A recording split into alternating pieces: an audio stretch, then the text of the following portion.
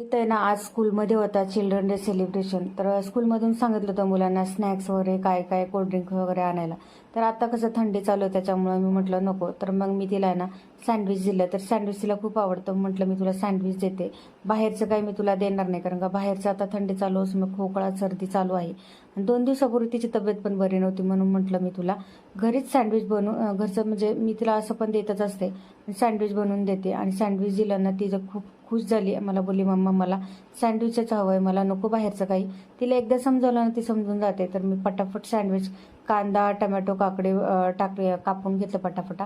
त्याच्यानंतर त्याच्यात mayonnaise cream chilli flux वगैरे सगळं टाकलं. छान असं टमॅटो सॉस वगैरे खूप छान लागतं आणि मुलांनाही खूप आवडतं. कधीतरी द्यायचं, मी कधीतरीच देत असते तिला, 1-2 महिन्यातून.